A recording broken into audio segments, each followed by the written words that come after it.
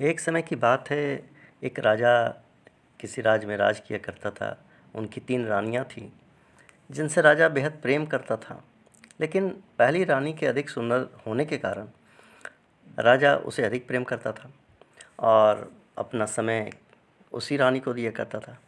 दूसरी और तीसरी रानी को राजा अधिक समय नहीं देता था, इसलिए दूसरी रानी अक्सर राज्य के कर्मचारियों के साथ अपना समय बिताती थी। तीसरी रानी जो थी, वह सिर्फ अपने राजा से ही प्रेम करती थी। राजा चाहे कम समय दे या ना दे, लेकिन उसे छोड़कर किसी पर पुरुष का चिंतन नहीं करती थी। राजा रानियों की बाहरी सुंदरता के आधार पर उन्हें प्रेम करते थे, किंतु उसे रानियों की आंतरिक मनोदशा का बिल्कुल भी भान नहीं था। एक दिन एक कुलगुरु का आगमन हुआ। वह किसी आवश्यक कार्य से राजा से मिलना चाहते थे। तब राजा अपनी पहली रानी के साथ जो है कहीं दूसरे जगह थे। कुलगुरु को आते देख तीसरी रानी ने उनका स्वागत किया और उन्हें एक अतिथि कक्ष में बैठाया।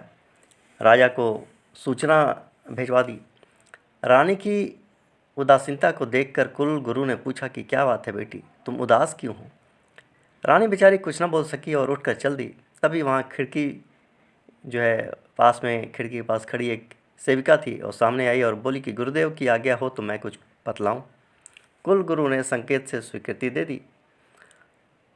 सेविका बोली, गुरुदेव, आपको तो पता है कि महाराज के 3 रानियां हैं, लेकिन महाराज अपना ज़्यादातर समय अपनी पहली रानी के साथ ही बिताते हैं। उनकी इस उपेक्षा के कारण मंझली रानी ने तो मन बहलाने के लिए दूसरे साधन खोज लिए, लेकिन मेरी जो छोटी रानी है वह अपने महाराज से ही प्रेम किया करती हैं, इसलिए चुपचाप जो है उपेक्षा को सह लेती हैं। सेविका की यह बात सुनकर कुलगुरु सारा मांजरा समझ गए। इतने में राजा जी भी आ गए। राजा ने कुलगुरु को प्रणाम किया और आसन ग्रहण किया। कुलगुरु बोले कि राजन, मुझे लगता है आपके जीवन में एक महत्वपूर्ण अध्याय सीखना अभी बाकी रह गया है। राजा ने कहा कि यदि आपको लगता है गुरुदेव तो मैं अवश्य सीखूंगा, बताइए वह क्या है। उन्होंने कहा कि राजन, प्रत्येक वस्तु और प्रत्येक का व्यक्ति का जीवन जो है बहुत ही महत्वपूर्ण होता है और प्रत्येक व्यक्ति का अपना एक महत्व होता है। प्रत्येक व्यक्ति जो अपने या आपके जीवन में है, इस राज से जुड़ा है, वह आपसे कुछ अपेक्षाएं रखता है। उसकी अपेक्षाओं को पूरा करना भी आपका ही कर्तव्य है। राजा ने कहा कि गुरुदेव, क्या मुझसे कोई गलती हो गई है? कुलगुरु बोले कि राजन, आपने निजी प्रेम और आकर्षण के कारण अपेक्षा रखने वालों की उपेक्षा करना उचित नहीं है। आपकी 3 रानियां हैं, आपको उन्हें उनकी अपेक्षा के अनुसार समय देना चाहिए। इतना कहकर कुलगुरु जो है वहाँ से चले गए। राजा को बात तो समझ आ गई, किंतु राजा ने इस ओर कोई ध्यान नहीं दिया और पहली रानी में ही लगा रहा। जब चेतावनी मिलने के बाद भी इंसान गलती करता है तो उसे अंत समय में पछताना ही पड़ता है। कुलगुरु ने चेतावनी दे दी थी, लेकिन राजा नहीं समझा था। आखिर एक दिन राजा अचानक बीमार पड़ गया। सारे वैद्य राजा की चिकित्सा में लग गए, लेकिन कुछ कर न सके। राजा मृत्युशैया पर पड़ा कराह रहा था। राजा को अपने अंत समय निकट दिखने लगा। उसने अपनी पहली रानी को बुलाया और पूछा कि हे प्रिय, मैं तुमसे बहुत प्रेम करता हूँ, क्या तुम मेरे साथ चलोगी?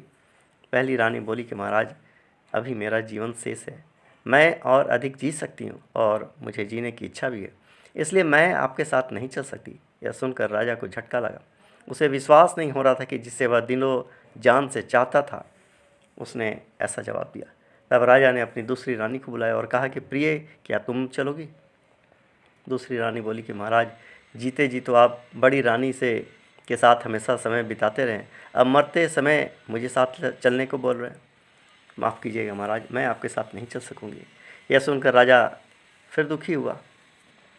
2 रानियों के जवाब से वह इतना निराश हो गया था कि तीसरी रानी से कुछ पूछा ही नहीं। लेकिन छोटी रानी पर्दे की आड़ में खड़ी सब सुन रही थी। वह बिना बुलाए महाराज के पास आई और आंसू बहाते हुए बोली कि महाराज, मैं चलूँगी आपके साथ।